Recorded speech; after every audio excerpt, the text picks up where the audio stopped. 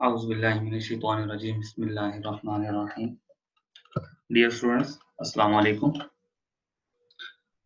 हम लोग चैप्टर 16 और लेक्चर 7 की तरफ आ रहे हैं। इससे पहले हम लोग चैप्टर 16 में 6 लेक्चर्स डिस्कस कर चुके हैं, जिनमें हम लोग अपने अल्कीन्स के टॉपिक तक पहुंचे थे और अपने प्रीवियस टॉपिक में हम लोगों ने रिलेटिव स्टेबिलिटी ऑफ अल्कीन्स के हवाले से बात की थी। तो today's learning objectives are preparation of alkenes with the help of dehydration of alcohols and dehydrohalogenation of alkyl halides। देखिए अब हम जैसा कि मैंने आपसे कहा था कि वक्त के साथ साथ ऑर्गेनिक केमिस्ट्री को थोड़ा डीपली हम स्टडी करते जाएंगे और चीज़ों को ज़्यादा अच्छे तरीके से एक्सप्लेन करेंगे और ऑर्गेनिक केमिस्ट्री के हवाले से जिन कॉम्प्लिकेशंस का मैं जिक्र कर रहा था उनको भी देखेंगे। तो प्रिपरेशन ऑफ अल्कीन्स के हवाले से मैं आप लोगों को थोड़ा-सा आपके माज़ी की तरफ लेकर जाता हूँ। पास्ट में आप लोगों ने प्रिपरेशन ऑफ अल्कीन्स का टॉपिक 10th क्लास में पढ़ा होगा और जहाँ पर आप लोगों ने यही 2 मेथड ही पढ़े होंगे, dehydration of alcohols and dehydrohalogenation of alkyl halides. ठीक है? अब डिहाइड्रेशन ऑफ अल्कोहल्स और डिहाइड्रोहैलोजिनेशन ऑफ अल्काइल हैलाइड्स दोनों जो हैं ये मिलते-जुलते मेथड हैं। इनमें आप लोगों ने जो है वो बेसिक चीज़ों के हवाले से स्टडी ज़रूर की होगी। फॉर एग्ज़ाम्पल जिस तरह मैं प्रिपरेशन ऑफ अल्कीन्स के अंदर जो पहला मेथड है हमारा डिहाइड्रेशन ऑफ अल्कोहल्स इसकी बात करूं तो इसके हवाले से आप लोगों ने एक बड़ा बेसिक सा रिएक्शन जो है वो ये देखा हुआ है, removal of water molecule that is called dehydration and dehydration of alcohols it gives alkenes. अब देखें यहाँ पर आप लोगों को बहुत सारी चीज़ों को अपने ज़हन में रखना होगा, बहुत सारी ऐसी चीज़ें होंगी जो आप लोगों के लिए नई होंगी और आप लोगों ने इसको थोड़ा डीपली स्टडी करना है। वैसे तो ये एक बड़ा सिंपल सा रिएक्शन है डिहाइड्रेशन ऑफ अल्कोहल्स और इससे आप अल्कीन बनाते हैं, लेकिन मैंने आपसे वेरी फर्स्ट डे ये कहा था कि जब आप लोगों को क्वेश्चन आता है तो क्वेश्चन पूछने के तरीके बहुत सारे होते हैं ऑर्गेनिक केमिस्ट्री में। ऑर्गेनिक केमिस्ट्री के अंदर जो क्वेश्चन होता है वो प्रोडक्ट के हिसाब से भी पूछा जाता है, रिएक्टेंट के हिसाब से भी पूछा जाता है। जिस तरह अगर मैं अपनी पहली बात अगर आपसे कहूँ कि जब आपको ये क्वेश्चन आएगा तो आपको ज़रूरी नहीं है कि ये 2 कार्बन वाला अल्कोहल दिया जाएगा और आपने ये 2 कार्बन वाली अल्कीन बनानी होगी। आपको कोई भी अल्कीन फॉर एग्ज़ाम्पल पहले 4-5 मेंबर जो है ना अल्कीन के ब्यूटीन, प्रोपीन, पेंटीन ये जो 3-4 कॉमन अल्कीन्स हैं, ये तो कम से कम आप लोगों को ज़रूर बनानी आनी चाहिए। इसलिए जो भी रिएक्शन आप पढ़ें, आपने उसको कॉन्सेप्चुअली देखना है। जो रिएक्शन आपके सामने लिखा हुआ होगा, अब ये रिएक्शन आपके सामने लिखा हुआ है, ये सिर्फ़ आप लोगों को एक हिंट देगा, आपको एक ओवरव्यू देगा कि इस तरह से आप लोग चलेंगे और इस तरह से आप अपनी रिक्वायर्ड प्रोडक्ट की तरफ जाएँगे। इसको यूज़ करते हुए आपने अपने डिज़ायर्ड प्रोडक्ट की तरफ भी जाना है। ऐसा नहीं है कि इस एक रिएक्शन को रट्टा लगाने से आपका काम खत्म हो जाएगा कि आपने बस डिहाइड्रेशन ऑफ अल्कोहल का मेथड को याद कर लिया जैसा कि आपने 10th क्लास में किया था। अब जो है वो उसी तरह से आपको सवाल पूछ लिया जाएगा और आपका जनाब काम खत्म हो जाएगा, ऐसा नहीं है। चलिए मैं अपने टॉपिक की तरफ आता हूँ। सबसे पहले तो आप देखें अल्कोहल्स का आपको फ़ॉर्मूला आना चाहिए। मैंने आपको जब फंक्शनल ग्रुप पढ़ाया था तो मैंने कहा था कि ऐसे ऑर्गेनिक मॉलिक्यूल्स जिनमें OH as a functional group काम करता है, ये मैंने FG फंक्शनल ग्रुप लिखा है, उन ऑर्गेनिक कंपाउंड्स को अल्कोहल्स कहते हैं। ठीक है जी, अब यहाँ पर आपको इस मॉलिक्यूल के अंदर OH जो है ये नज़र आ रहा है, जिसको मैंने ब्लू कलर से शो किया, तो इसका मतलब है ये एक फंक्शनल ग्रुप है। अब याद रखें 90% जो मॉलिक्यूल्स होते हैं, उनमें क्या होता है कि जब फंक्शनल ग्रुप जिस कार्बन से अटैच होता है, उस कार्बन को अल्फा कार्बन कहते हैं। या इसको कार्बन नंबर 1 भी कहा जाता है, ठीक है? कार्बन नंबर 1 कह लें या अल्फा कार्बन कह लें। मेजॉरिटी जो है वो हम लोग इसको अल्फा कार्बन कहते हैं। The carbon which is attached to the functional group that is called alpha carbon and the carbon which is attached further with alpha carbon that is called beta carbon. अब जो beta carbon होती है ये functional group से attach नहीं होती, ये alpha carbon से अटैच होती है, ठीक है? तो पहले तो आपको अल्फा और बीटा का कॉन्सेप्ट क्लियर होना चाहिए कि अल्फा और बीटा क्या होते हैं। ये आपको हर जगह पर मिलेंगे। हर ऑर्गेनिक मॉलिक्यूल्स के अंदर अल्फा कार्बन होता है और बीटा भी हो सकता है, लेकिन आपको कम से कम इनकी पहचान ज़रूर होनी चाहिए कि अगर आपसे पूछा जाए कि एक मॉलिक्यूल है, तो बताएँ इसमें अल्फा कार्बन कौन-सी होगी, बीटा कार्बन कौन-सी होगी? तो आप लोगों ने क्या सिंपल सा रूल याद रखें, फंक्शनल ग्रुप जिस चीज़ के साथ जिस कार्बन के साथ डायरेक्टली अटैच होगा, वो अल्फा कार्बन होगी और अल्फा कार्बन के आगे जो कार्बन होगा जो या उसके साथ जो अटैच होगा, वो बीटा कार्बन होगा। और यहीं से आप हाइड्रोजन्स का भी कॉन्सेप्ट ले लें।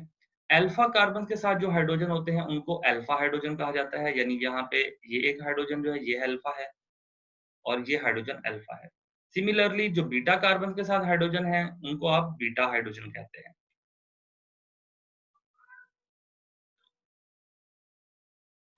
तो अगर मैं इस मॉलिक्यूल की बात करूं तो इसके अंदर 3 बीटा हाइड्रोजन्स हैं, यानी एक ये जो हाइड्रोजन है ये भी बीटा है क्योंकि ये डायरेक्टली अटैच है बीटा कार्बन के साथ, और ये वाली हाइड्रोजन भी बीटा है और ये भी बीटा। लेकिन ये वाले जो 2 हाइड्रोजन्स हैं ये क्या हैं? अल्फा हैं, क्योंकि ये जिस कार्बन के साथ अटैच है वो कौन सी कार्बन है? Alpha carbon.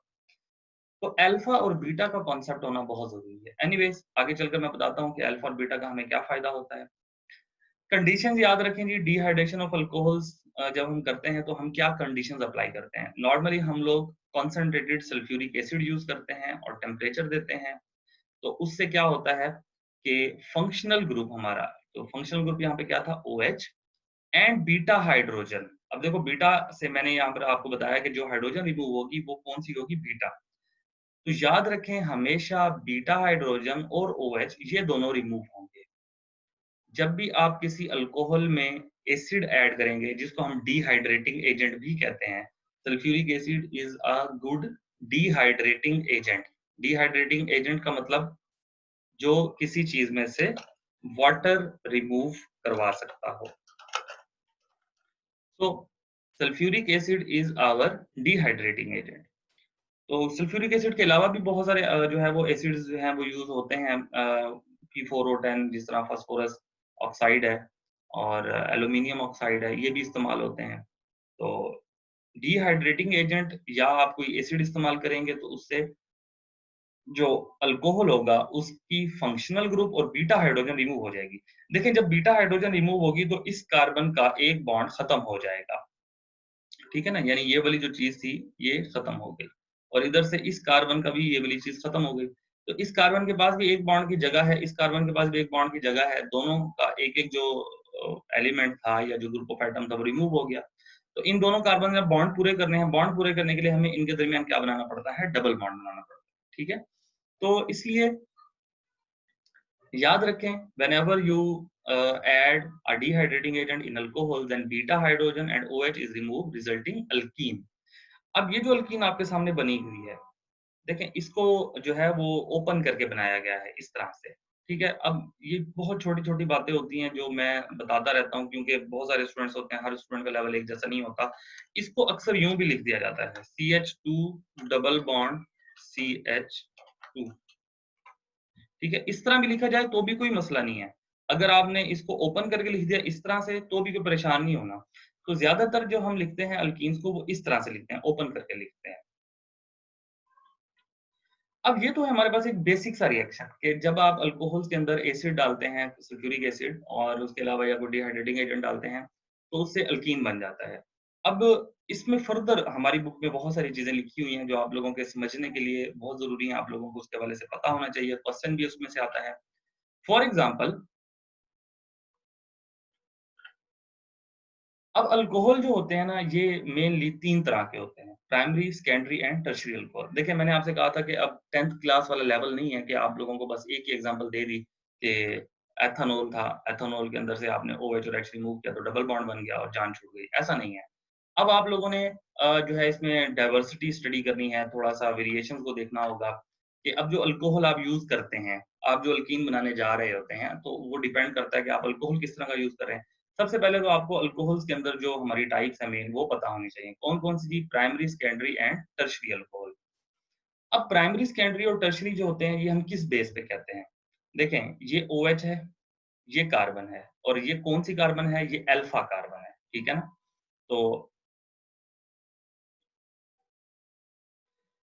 मैंने आपसे कहा था वो कार्बन जो फंक्शनल ग्रुप के साथ डायरेक्टली अटैच हो उसे हम अल्फा कार्बन कहते हैं। यहाँ पे जो रेड कार्बन आपको नजर आ रही है जो इस फंक्शनल ग्रुप के साथ अटैच है ये अल्फा कार्बन है।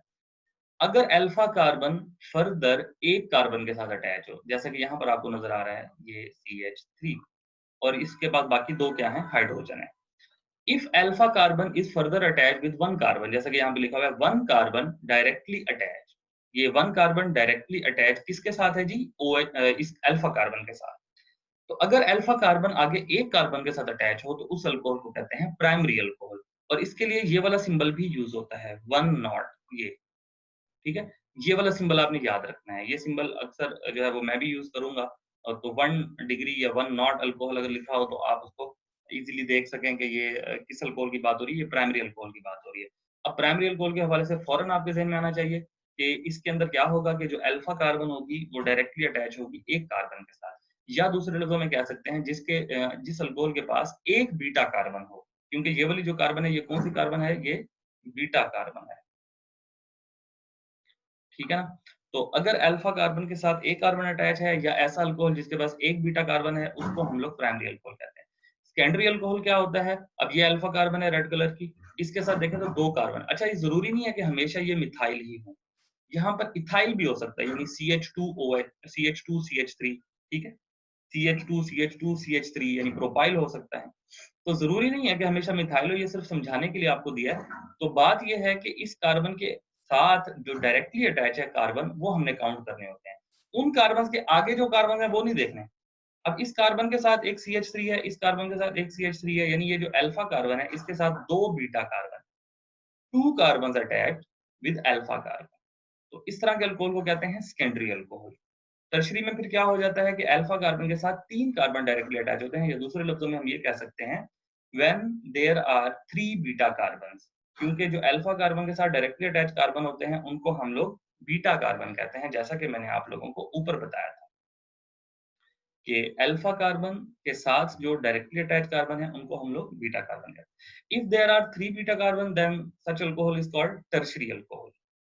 तो सबसे पहले आप लोगों को अल्कोहल के अंदर ये जो प्राइमरी, सेकेंडरी और टर्शरी का कॉन्सेप्ट है ये क्लियर होना चाहिए। क्यों? क्योंकि इससे रिलेटेड आप लोगों को क्वेश्चन जो है वो पूछा जा सकता है और आपकी बुक में भी दिया हुआ है। क्योंकि हमारी बुक में जब ये अल्कोहल का रिएक्शन आता है तो अल्कोहल के रिएक्शन में इन तीनों अल्कोहल से जो है वो प्रोडक्ट को बना के दिखाया जाता है।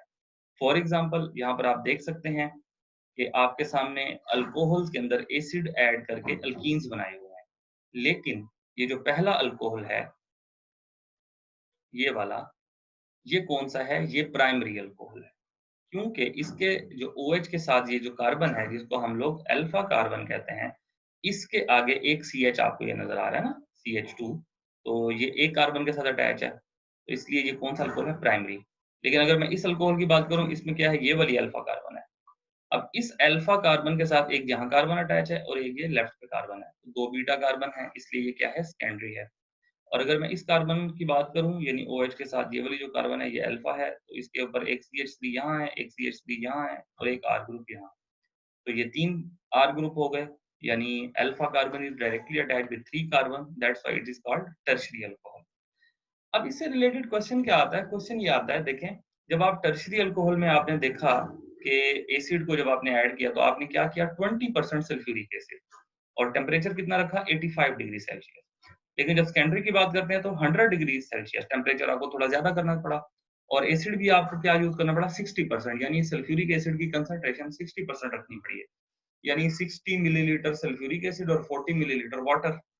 पानी जो है वो 40 हो गया और सल्फ्यूरिक एसिड 60 हो गया। यहाँ पर क्या था, सल्फ्यूरिक एसिड 20 और पानी जो है वो 80, यानी पानी की कंसंट्रेशन ज्यादा है, सल्फ्यूरिक एसिड की कंसंट्रेशन कम है, या डाइल्यूट सल्फ्यूरिक एसिड आपने यूज किया। यहाँ पे आप देखें प्राइमरी अल्कोहल के केस में तो 75% सल्फ्यूरिक एसिड और 170 डिग्री तक आपको टेम्परेचर देना पड़ा। तो अब यहाँ पर जो बात आप लोगों से पूछी जाती है वो ये होती है कि जो प्राइमरी अल्कोहल्स होते हैं ना, इनसे अगर आप अल्कीन बनाना चाहते हैं तो आपको टेम्परेचर बहुत ज्यादा देना पड़ता है, सल्फ्यूरिक एसिड की कंसंट्रेशन को भी ज्यादा यूज करना पड़ता है। दूसरे लफ्जों में प्राइमरी अल्कोहल से अल्कीन बनाना मुश्किल होता है, सेकेंडरी अल्कोहल से अल्कीन बनाना आसान होता है, और सबसे आसान होता है टर्शियरी अल्कोहल में से अल्कीन को बनाना।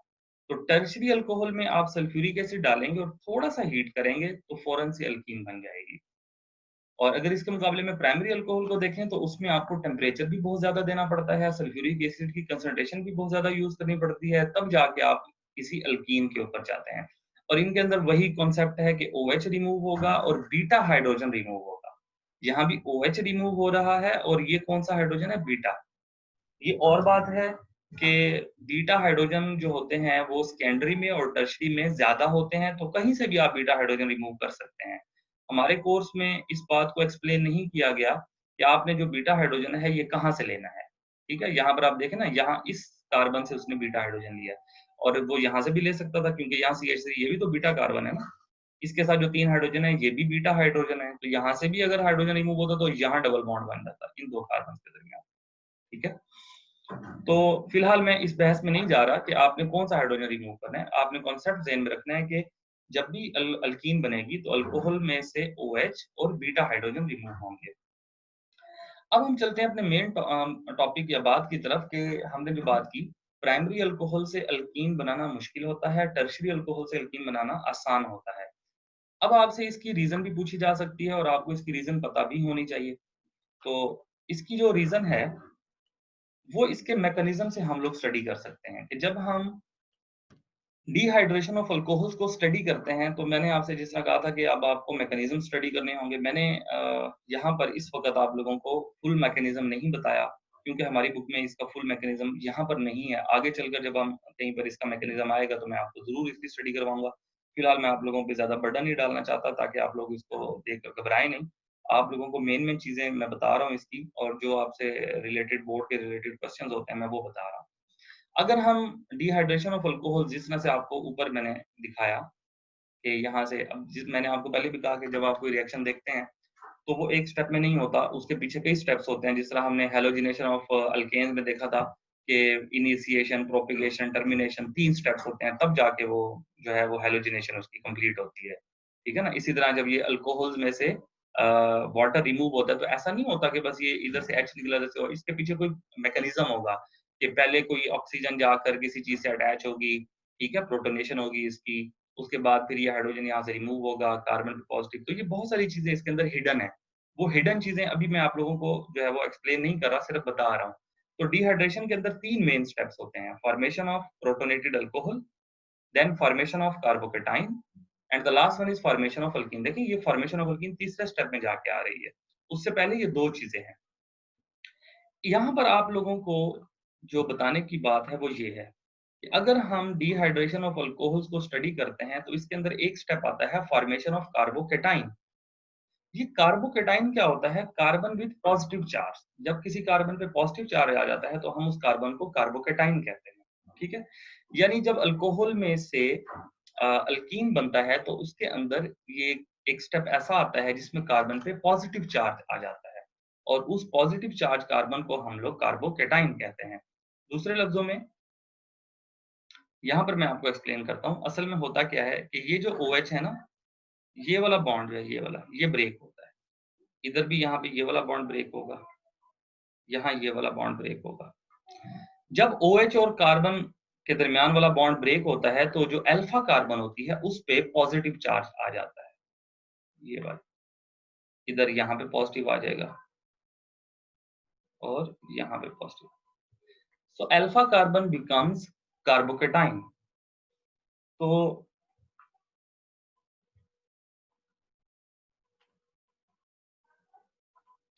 अब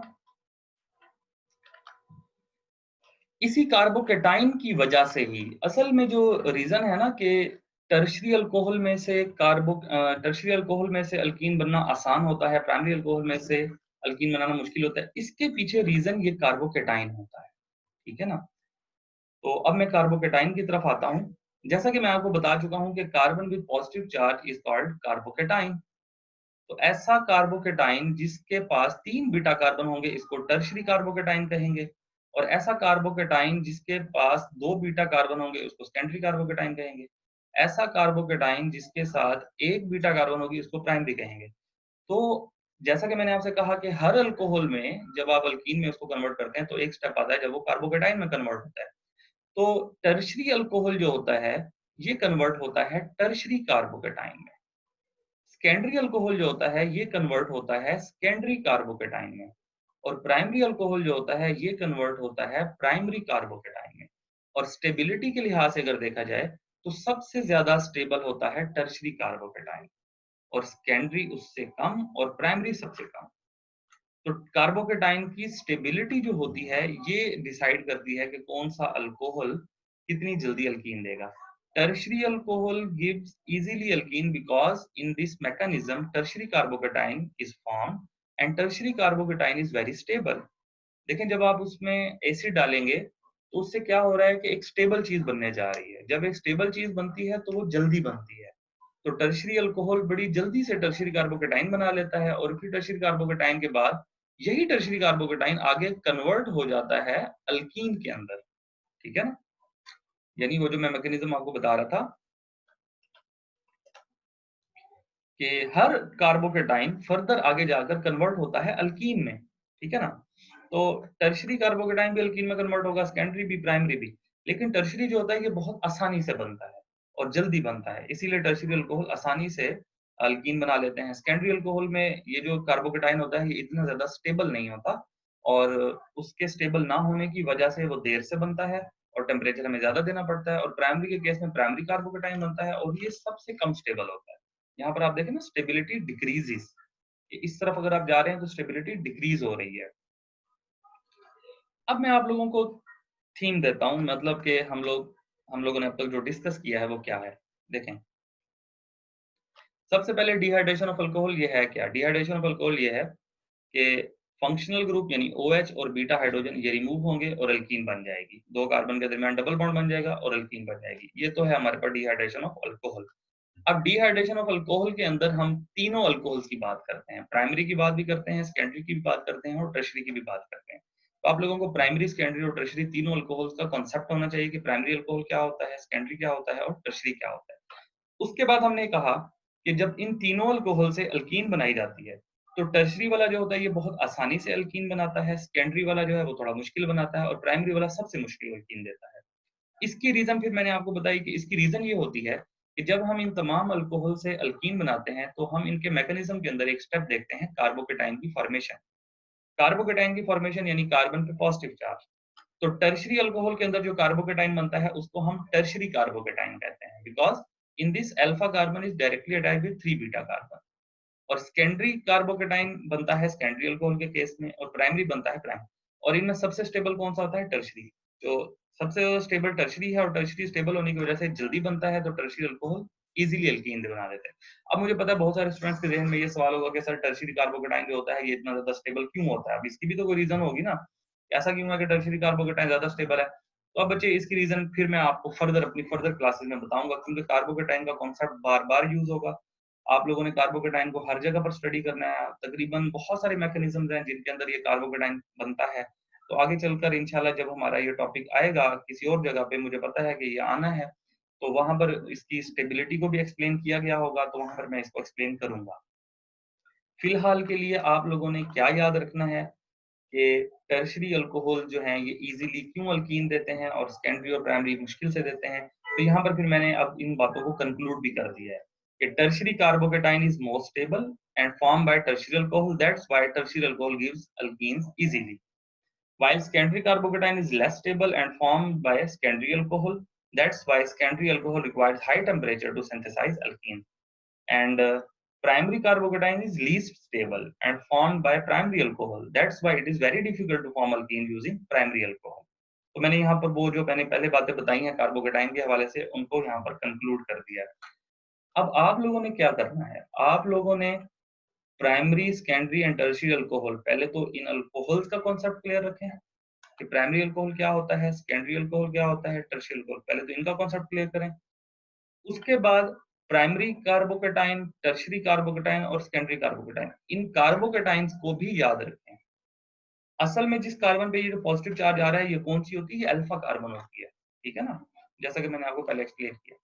तो जब किसी कार्बन पे पॉजिटिव चार्ज हो और उसके साथ 3 कार्बन अटैच हो तो उसको टर्शियरी कार्बोकेटाइन कहते हैं। ये बात अपने पल्ले से बांध लें, अपने जहन में बिठा लें, क्योंकि ये कॉन्सेप्ट हर जगह पर यूज होगा, बार बार कार्बोकेटाइन को पढ़ना पड़ेगा और हर जगह पर यही केमिस्ट्री आपको देखने में मिलेगी कि ये टर्शियरी कार्बोकेटाइन जो है ये स्टेबल होता है। जहां कहीं भी टर्शियरी कार्बोकेटाइन बनेगा किसी मॉलिक्यूल में, आप देखेंगे कि वो मॉलिक्यूल बड़ा इजीली और फास्ट रिएक्शन देगा। और जहां पर कार्बोकेटाइन बनेगा प्राइमरी, वहां पर आप देखेंगे कि वो मॉलिक्यूल इतना आसानी से रिएक्ट नहीं करेगा। एनीवेज ये तो था हमारे पास डिहाइड्रेशन ऑफ अल्कोहल्स के हवाले से जो है कॉन्सेप्ट देखें, मैंने जिस तरह से आपसे कहा कि वैसे तो एक बड़ा सिंपल सा रिएक्शन लगता है कि जी आपने बड़ी आसानी से जो है वो अल्कोहल्स के अल्कीन में इसको कन्वर्ट कर लिया, लेकिन इससे रिलेटेड जब आप क्वेश्चन देखते हैं तो फिर मैंने आपसे कहा ना कि आपको बहुत सारे क्वेश्चन पूछे जाते हैं। अब ज़रूरी नहीं है कि आपको हमेशा सिंपल सा क्वेश्चन पूछा जाए। अगर आपसे कहा जाए कि जी प्रोपीन बना के दिखाएँ, तो प्रोपीन बनाने के लिए यहाँ पर आपने देखा कि जब आपने 2 कार्बन वाला अल्कोहल इस्तेमाल किया था, तो 2 कार्बन वाली अल्कीन बनी थी। अगर मैं इस H की जगह मैं यहाँ पे CH3 कर दूँ, तो डेफ़िनेटली यहाँ पर भी वो का CH3 अटैच होगा। तो आपके पास ये जो अल्कीन बन जाएगी, ये कौन-सी होगी? प्रोपीन हो जाएगी। यानी अगर आप 3 कार्बन वाला अल्कोहल इस्तेमाल करेंगे, यानी यहाँ पे मैं C कर देता हूँ। अगर आप 3 कार्बन वाला अल्कोहल इस्तेमाल करेंगे, तो 3 कार्बन वाली अल्कीन बनेगी। तो अगर आप प्रोपीन बनाना चाहते हैं, तो आपको अल्कोहल कौन-सा इस्तेमाल करना पड़ेगा? प्रोपानॉल। और अगर आप 4 कार्बन वाली अल्कीन बनाना चाहते हैं, तो आपने इसको 4 कार्बन वाले अल्कोहल से इस्तेमाल करना होगा। तो आज मैं इसमें आप लोगों को 1-2 असाइनमेंट्स दूँगा, ठीक है? वो असाइनमेंट्स भी आप लोगों ने मुझे करके देनी होंगी। सबसे पहले पहली असाइनमेंट अल्कोहल्स के हवाले से वो मैं आपको ये दे रहा हूँ कि आप लोगों ने मुझे पेंटीन और हेक्सीन ये बनाकर देनी है। अपने एक साफ पेज के ऊपर आपने इनको बनाना है।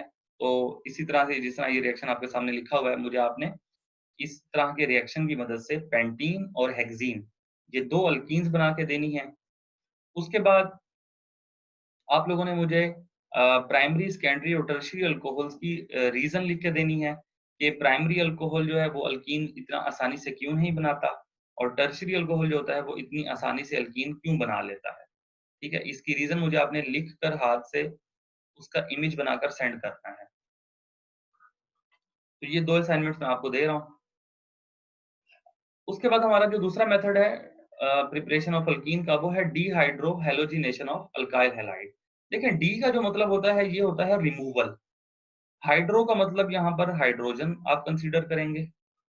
हैलोजिन यानी कि कोई halogen X, fluorine, chlorine, bromine, iodine, कोई भी आपके पास हैलोजिन हो सकती है। डिहाइड्रो यानी हाइड्रोजन का रिमूव होना, हैलोजिन यानी हैलोजन का रिमूव होना। किसमें से जी? अल्काइल हैलाइड में से। सबसे पहले तो आपको अल्काइल हैलाइड का कॉन्सेप्ट होना चाहिए ना। अल्काइल हैलाइड में क्या होगा कि R ग्रुप के साथ X अटैच होगा, जैसा कि मैंने आपको फंक्शनल ग्रुप में बताया था। अब यहाँ पर ये बिल्कुल आपके अल्कोहल की तरह है। यहाँ X है, अल्कोहल में यहाँ पर क्या था? OH था। इसमें भी यही होता है कि आपका फंक्शनल ग्रुप रिमूव होगा और बीटा हाइड्रोजन रिमूव होगा। अब फंक्शनल ग्रुप के साथ जो कार्बन होती है वो हमने कहा था कौन सी होती है? अल्फा, और अल्फा के आगे जो होती है वो बीटा होती है। अब X की जगह पर देखें तो आपको यहाँ पर ब्रोमीन नज़र आ रहा है, क्योंकि X तो एक जनरल टर्म है। तो हम यहाँ पर क्या यूज़ कर रहे हैं? ब्रोमीन। और ये CH3 में से एक H रिमूव हुआ, तो इस कार्बन का भी एक बॉन्ड कम हो गया, इसका भी एक बॉन्ड कम हो गया और यहाँ पे क्या बन जाएगा? Double bond. लेकिन कंडीशन आप लोगों ने याद रखनी है। डिहाइड्रेशन ऑफ अल्कोहल में आप एसिड इस्तेमाल करते हैं, लेकिन डिहाइड्रो हैलोजिनेशन में आप लोग बेस इस्तेमाल करते हैं। ये जो KOH है, ये क्या है? ये एक बेस है। आप लोगों ने जो है वो प्रीवियस क्लासेस में आर्हेनियस कॉन्सेप्ट पढ़ा होगा, जिसमें आपने कहा था कि जिनमें OH होता है वो बेस होती हैं, जिनमें H होता है वो एसिड होते हैं। तो ये आर्हेनियस कॉन्सेप्ट के मुताबिक यहाँ पर बेस है। तो KOH potassium hydroxide that is a good base, strong base. तो ये क्या करता है? बेस बेस का काम क्या होता है? आपने एक और डेफिनेशन भी पढ़ी थी, बेस अट्रैक्ट प्रोटॉन्स या हाइड्रोजन आयन्स। तो ये OH क्या करता है? ये OH इस H को अपने साथ अटैच करवा लेता है। तो OH और H ये मिलकर बना देते हैं H2O, ठीक है? और इस बेस का जो K होता है, ये इसके X के साथ मिलके सॉल्ट बना देता है, जिस तरह ये KBr, पोटेशियम ब्रोमाइड। और बाकी जो रिजल्टिंग मॉलिक्यूल है हमारा, या जो रिमेनिंग मॉलिक्यूल है, वो अल्कीन में कन्वर्ट हो जाता है। तो dehydro halogenation of alkyl halide के हवाले से आप लोगों ने याद रखना है कि इसमें आप लोग जो कंडीशन इस्तेमाल करते हैं वो बेसिक होती हैं, नंबर 1। नंबर 2 आपका हैलोजन रिमूव होगा और जो बीटा हाइड्रोजन होगा वो रिमूव होगा। अच्छा, इसमें भी प्राइमरी, सेकेंडरी और टर्शियरी होता है, लेकिन वो हमारी बुक में एक्सप्लेन नहीं किया गया। प्राइमरी, सेकेंडरी और टर्शियरी का जो कांसेप्ट है वो अल्कोहल्स को बड़ा डिटेल में एक्सप्लेन किया गया है। लेकिन ये एक तीसरी असाइनमेंट मैं आपको दे रहा हूँ। मुझे आप लोगों ने प्राइमरी, सेकेंडरी और टर्शियरी अल्काइल हैलाइड बना के दिखाने हैं और उसका इमेज मुझे सेंड करना है। यानी आप लोगों ने primary alkyl halide, secondary alkyl halide और टर्शियरी अल्काइल हैलाइड अपनी तरफ से कोई भी आप बना सकते हैं और उसकी मुझे आपने इमेज सेंड करनी है, ताकि मुझे ये पता चले कि आप लोगों को प्राइमरी, सेकेंडरी और टर्शियरी का कॉन्सेप्ट क्लियर हुआ है या नहीं। तो एनीवेज बच्चे, ये हमारा आज का टॉपिक था जिसमें हम लोगों ने प्रिपरेशन ऑफ अल्कीन्स को डिस्कस किया। अल्कीन को बनाने के दो मेन मेथड हम लोगों ने डिस्कस किए, एक अल्कोहल से और एक अल्काइल हैलाइड से। और अल्कोहल वाला मेथड हमने बहुत ज़्यादा डिटेल में देखा कि उसके अंदर हमें 3 तरह के अल्कोहल्स देखने में मिले, टर्शियरी, प्राइमरी और सेकेंडरी, और उनमें से फिर फर्दर उनकी जो केमिस्ट्री थी वो भी हमने डिस्कस की। और मैकेनिज्म जो है ना उसका, वो मैंने कंप्लीट मैकेनिज्म आपको नहीं पढ़ाया। कंप्लीट मैकेनिज्म इंशाल्लाह आप लोगों को मैं फर्दर जो हमारी क्लासेस आएँगी उसमें मैं एक्सप्लेन करूँगा, क्योंकि अभी हमारी इस टॉपिक के अंदर भी एक्सप्लेन नहीं किया गया। तो आगे हमारे पास जब रिएक्शन ऑफ अल्कीन्स आएँगे तो उसमें भी वो मैकेनिज्म आ सकता है, तो इंशाल्लाह वो मैं एक्सप्लेन करूँगा। एनीवेज़, ये था आज का लेक्चर। इंशाल्लाह नेक्स्ट क्लास में आपसे मुलाकात होगी। तब तक के लिए अल्लाह हाफ़िज़।